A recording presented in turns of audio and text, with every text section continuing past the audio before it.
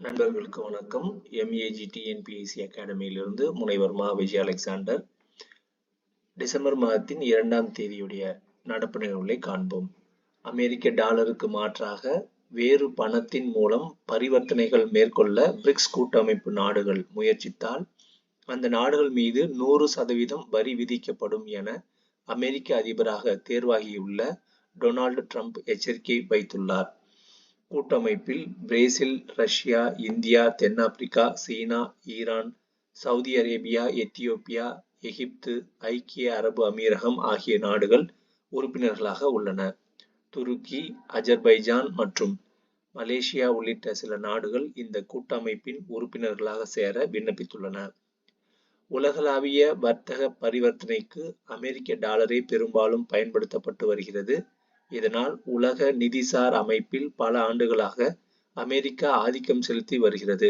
இதை கட்டுப்படுத்தும் விதமாக டாலருக்கு மாற்றாக தங்கள் நாட்டு பணத்தின் மூலமே பரிவர்த்தனை மேற்கொள்ள பிரிக்ஸ் கூட்டமைப்பில் உள்ள இந்தியா உள்ளிட்ட நாடுகள் பல்வேறு முன்னெடுப்புகளை தொடங்கி வருகின்றன.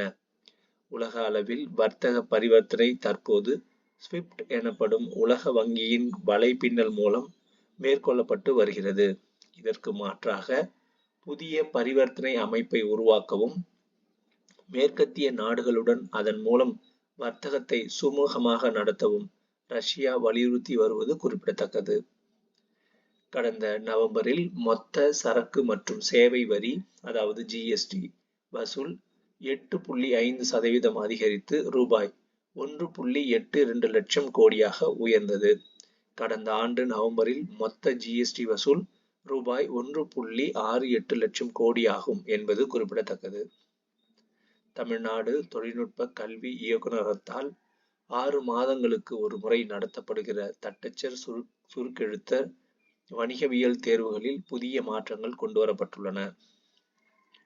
எல்லை பாதுகாப்பு படை BSF தொடக்க தினம் டிசம்பர் 1. நாட்டின் மேற்கு பகுதியில் குஜராத், ராஜஸ்தான், பஞ்சாப் மற்றும் ஜம்மு காஷ்மீர் வரை உள்ள 2290 கிலோமீட்டர் தொலைவில் ஆன இந்திய பாகிஸ்தான் எல்லையை BSF பாதுகாக்கிறது. தமிழகத்தில் பெஞ்சால் மற்றும் கனமழையால் பாதிப்புக்கு உள்ளானது 10 மாவட்டங்கள் ஆகும். வளர்ந்த இந்தியா என்ற தொலைநோக்கு பார்வையுடன் காவல்துறை தன்னை நவீனப்படுத்திக் கொள்ள வேண்டும் என்று பிரதமர் நரேந்திர மோடி வலியுறுத்தினார்.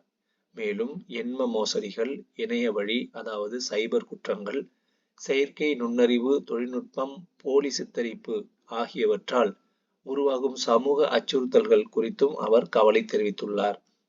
ஒடிசா மாநிலம் புவனேஸ்வரத்தில் நடைபெற்ற 59வது அகில இந்திய காவல்துறை தலைமை இயக்குநர்கள் தலைவர்கள் மாநாடு நடைபெற்றது குறிப்பிடத்தக்கது.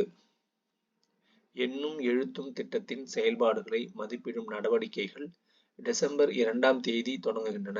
தமிழகத்தில் அரசு பள்ளிகளில் 1, 2, 3ஆம் வகுப்புகளில் கற்பித்தல் கற்றலின் தரத்தை மேம்படுத்துவதற்காக எண்ணும் எழுத்தும் திட்டம் தொடங்கப்பட்டது. 2025ஆம் ஆண்டுக்குள் மாநிலத்தில் உள்ள அனைத்து மாணவர்களும் அடிப்படை கல்வி அறிவு மற்றும் எண்ணியல் திறன்களை அடைவதை உறுதி செய்வதே இந்த திட்டத்தின் நோக்கமாகும். எண்ம அதாவது டிஜிட்டல் தளத்தை ஊக்குவிக்கும் வகையில் உறுப்பினர்களுக்கு பதில்களை காகித பிரதியாக விநியோகிப்பதை நிறுத்தும் நடவடிக்கையை மாநிலங்களவை எடுத்துள்ளது. டிஜிட்டல் தளத்தை ஊக்குவிப்பதற்கும் மாநிலங்கள் அவை இணையதளத்தை புதுப்பிப்பதற்கும் காகித பயன்பாட்டை குறைக்கும் நோக்கில் நட்சத்திர குறியிடப்பட்ட மற்றும் நட்சத்திர குறியிடப்படாத வினாக்களுக்கான பதில்களின் தொகுப்பு ஆங்கிலம் மற்றும் ஹிந்தியில் விநியோகம் நிறுத்தப்பட்டுள்ளதாக உறுப்பினர்களுக்கு தெரிவிக்கப்பட்டுள்ளது. இது தவிர பதில் நாளில் அவை கூடுவதற்கு 1 மணி நேரத்திற்கு முன்பு உறுப்பினர்களின் பார்வைக்காக உள்புற லாபியில் வைக்கப்படும் நட்சத்திர குறியிடப்பட்ட கேள்விகளுக்கான பதில்கள் ஒவ்வொன்றின் காகித பிரதிகளும் நிறுத்தப்பட்டுள்ளன. நட்சத்திர குறியிடப்பட்ட கேள்விகளுக்கான பதில்கள் உறுப்பினர்கள் இணையதளத்தில் காலை 10 மணிக்கு உறுப்பினர்களுக்கு கிடைக்கும்.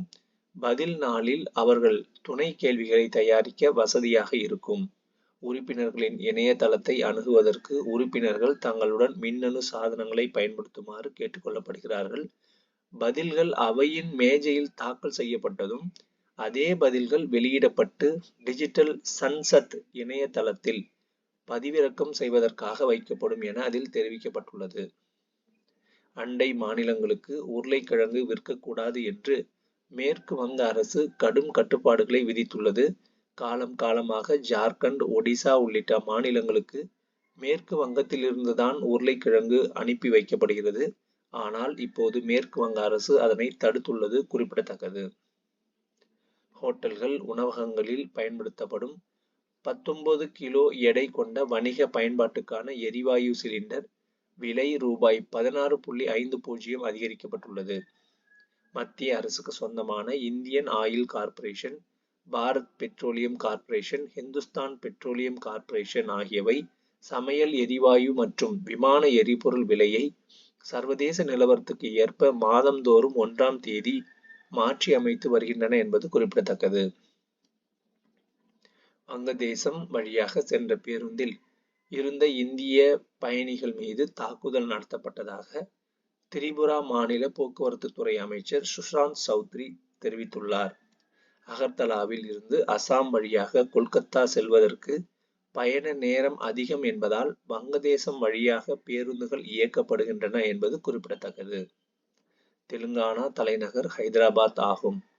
இந்தியா, பிரான்ஸ் இடையே பொருளாதார மற்றும் வர்த்தக உறவுகளை மேம்படுத்துவதில் இரு நாடுகளும் கவனம் செலுத்தி வருகின்றன என அந்நாட்டு வெளியுறவு மற்றும் வர்த்தகத்துறை அமைச்சர் சோபி பிரைமாஸ் தெரிவித்துள்ளார். 3 நாள் பயணமாக இந்தியா வந்துள்ள அவர் மேலும் கூறியதாவது: பாதுகாப்பு துறையில் நெருங்கிய நட்புறவை கொண்டுள்ள இந்தியா, பிரான்ஸ் பொருளாதாரம் மற்றும் வர்த்தக உறவுகளை மேம்படுத்துவதில் இரு நாடுகளும் தற்போது கவனம் செலுத்தி வருகின்றன. குறிப்பாக தூய எரிசக்தி, புதிய தொழில்நுட்பங்கள் மற்றும் விமான போக்குவரத்து போன்ற துறைகளில் இந்தியா வேகமாக வளர்ந்து வருகிறது. இந்திய பிரதமர் நரேந்திர மோடி மற்றும் பிரான்ஸ் அதிபர் இமானுவேல் மேக்ரான் ஆகியோருக்கு இடையேயான விரிவான பேச்சுக்களை தொடர்ந்து உருவாக்கப்பட்ட பிரான்ஸ் இந்தியா 2047 ஒத்துழைப்பு ஒப்பந்தம் இருதரப்பின் உறவை மேலும் வலுப்படுத்துகிறது. இந்தியா, ஐரோப்பிய யூனியன் இடையே சுதந்திர வர்த்தக ஒப்பந்த பேச்சுவார்த்தைகள் மீண்டும் கடந்த ஜூன் மாதம் தொடங்கியுள்ளன. இருப்பினும் கார்பன் வரி மீதான ஐரோப்பிய யூனியன் நிலைப்பாடு உள்ளிட்ட பல்வேறு சவால்களால் இந்த ஒப்பந்தத்தில் முன்னேற்றம் ஏற்படவில்லை. இந்தியா, மத்திய கிழக்கு ஐரோப்பா பொருளாதார வழித்தட திட்டத்தின் கீழ் சவுதி அரேபியா, இந்தியா, அமெரிக்கா மற்றும் ஐரோப்பாவில் சாலைகள், ரயில் பாதைகள் மற்றும் கப்பல் வழித்தட இணைப்பை உருவாக்குவதன் மூலம் வர்த்தக உறவு மற்றும் பிராந்திய ஒருங்கிணைப்பை மேலும் மேம்படுத்த முடியும் என்று தெரிவித்துள்ளார். தெலுங்கானாவின் முலுகு மாவட்டத்தில் காவல்துறையினருடன் நடந்த துப்பாக்கி சண்டையில் பெண் உள்பட 7 மாவோயிஸ்டுகள் சுட்டுக் கொல்லப்பட்டுள்ளனர். முலுகு மாவட்டத்தில் கடந்த மாதம் காவல்துறையின் உளவாளிகள் என்று கூறி கிராமவாசிகள் 2 மாவோயிஸ்டுகள் படுகொலை செய்தது குறிப்பிடத்தக்கது. உத்தரப்பிரதேசத்தின் சம்பல் பகுதியில் உள்ள மசூதியில் ஆய்வு பணிக்கு எதிராக நடைபெற்ற வன்முறை தொடர்பாக மாநில அரசால் அமைக்கப்பட்ட 3 உறுப்பினர்கள் கொண்ட விசாரணை ஆணையம் சம்பவ இடங்களில் நேரில் விசாரணை மேற்கொண்டது.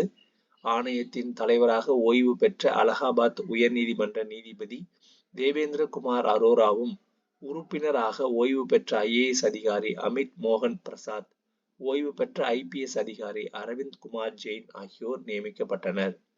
ஜாமா மசூதி பாதுகாக்கப்பட்ட பாரம்பரிய நினைவு சின்னம் என்பதால் அதன் மீதான கட்டுப்பாடு மற்றும் நிர்வாகத்தை தங்களிடம் ஒப்படைக்க கோரி சம்பல் மாவட்ட நீதிமன்றத்தில் இந்திய தொல்லியல் துறை பதில் மனு தாக்கல் செய்துள்ளது. கடந்த 1920ஆம் ஆண்டு இந்திய தொல்லியல் துறையால் பாதுகாக்கப்பட்ட பாரம்பரிய நினைவு சின்னமாக அறிவிக்கப்பட்ட ஜாமா மசூதி கட்டமைப்பின் அங்கீகரிக்கப்படாத மாற்றங்கள் சட்டவிரோதமானவை, அவை கட்டுப்படுத்தப்பட வேண்டும் என்றும் மனுவில் கோரப்பட்டுள்ளது குறிப்பிடத்தக்கது. சர்வதேச செஸ் தரவரிசையில் 2800 ஈலோ புள்ளிகளை எட்டிய 2வது இந்தியர் என்ற பெருமையை பெற்றார் அர்ஜுன் எரிகைசி. உலக அளவில் அந்த தரநிலையை எட்டிய 16வது போட்டியாளர் ஆகியிருக்கும் அவர் தற்போது தரவரிசையில் 4வது இடத்தில் உள்ளார். இந்தியாவில் இருந்து அந்த நிலையை எட்டிய முதல் போட்டியாளர் விஸ்வநாதன் ஆனந்த். சர்வதேச கிரிக்கெட் கவுன்சில் ICC தலைவராக BCCI முன்னாள் செயலர் ஜெய்ஷா பொறுப்பேற்றுக் கொண்டார். இவர் மத்திய உள்துறை அமைச்சர் அமித்ஷாவின் மகனாவார். ICC வரலாற்றில் மிக இளம் தலைவர் என்ற பெருமையையும் பெற்றுள்ளார். இந்திய கிரிக்கெட் கட்டுப்பாட்டு வாரியத்தின் செயலராக கடந்த 5 ஆண்டுகளாக பதவி வகித்த ஜெய்ஷா ICC தலைமை பொறுப்புக்கு வந்த 5வது இந்தியர் ஆவார். இதற்கு முன் ஜக்மோகன் டால்மியா, சரத் பவார், சஷாங்க் மனோகர், ஸ்ரீனிவாசன் ஆகிய இந்தியர்கள் ICC தலைமை பொறுப்பில் இருந்தனர். 2028 லாஸ் ஏஞ்சல்ஸில் ஒலிம்பிக் போட்டியில் கிரிக்கெட் சேர்க்கப்பட்டுள்ள நிலையில் அந்த விளையாட்டுக்கு இது அருமையான காலகட்டமாகும். அகமதாபாத்தில் உலகின் மிகப்பெரிய கிரிக்கெட் மைதானம் அமைந்ததன் பின்னணியிலும் ஜெய்ஷா இருந்துள்ளார் என்பது குறிப்பிடத்தக்கது. சாம்பியன்ஸ் கோப்பை கிரிக்கெட் போட்டி அடுத்த ஆண்டு பிப்ரவரி-மார்ச்சில் பாகிஸ்தானில் நடைபெற உள்ளதும் குறிப்பிடத்தக்கது. வங்கதேச முன்னாள் பிரதமர் ஷேக் ஹசீனா மீது கையெறி குண்டுகள் வீசி தாக்குதல் நடத்திய வழக்கில் முன்னாள் பிரதமர் கலிதா ஜியாவின் மகன் தாரிக் ரஹ்மான் உள்ளிட்ட 49 பேருக்கு விசாரணை நீதிமன்றம் வழங்கிய தண்டனையை உயர்நீதிமன்றம் ரத்து செய்தது. கடந்த ஆகஸ்ட் மாதம் ஷேக் ஹசீனா எதிராக மாணவர்கள் நடத்திய போராட்டம் வன்முறையாக விரிவடைந்ததை அடுத்து ஹசீனா அந்நாட்டிலிருந்து வெளியேறி இந்தியாவில் தஞ்சம் அடைந்தார். அதன் பிறகு முகமது யூனுஸ் தலைமையிலான இடைக்கால அரசு வங்கதேசத்தை வழிநடத்தி வருகிறது. இந்நிலையில் ஹசீனா மீதான தாக்குதல் வழக்கில் 49 பேருக்கு வழங்கப்பட்ட தண்டனையை ரத்து செய்து உயர்நீதிமன்றம் தீர்ப்பளித்துள்ளது குறிப்பிடத்தக்கது. அமெரிக்காவின் மத்திய புலனாய்வு அமைப்பாளர் FBIயின் இயக்குநராக இந்திய வம்சாவளியை சேர்ந்த காஷ் பட்டேலை புதிய அதிபராக தேர்ந்தெடுக்கப்பட்டுள்ள டொனால்டு ட்ரம்ப் நியமித்துள்ளார். ரஷ்யாவில் 2025ஆம் ஆண்டுக்கான பட்ஜெட்டில் நாட்டின் இராணுவ பாதுகாப்புக்கு சுமார் ரூபாய் 12.30 லட்சம் கோடி ஒதுக்கீடு செய்ய அதிபர் விளாடிமிர் புதின் ஒப்புதல் அளித்துள்ளார். மொத்த பட்ஜெட்டில் 32.5% நாட்டின் பாதுகாப்புக்காக ஒதுக்கீடு செய்யப்பட்டுள்ளதாக ரஷ்யாவின் அதிகாரப்பூர்வ இணையதளத்தில் தெரிவிக்கப்பட்டுள்ளது. சையது மோடி இன்டர்நேஷனல் பேட்மிண்டன் போட்டியில் இந்தியாவின் PV சிந்து, லக்ஷயா சென், ட்ரிஷா ஜாலி, காயத்ரி கோபிசந்த் இணை ஆகியோர் சாம்பியன் பட்டம் வென்றுள்ளனர். நன்றி.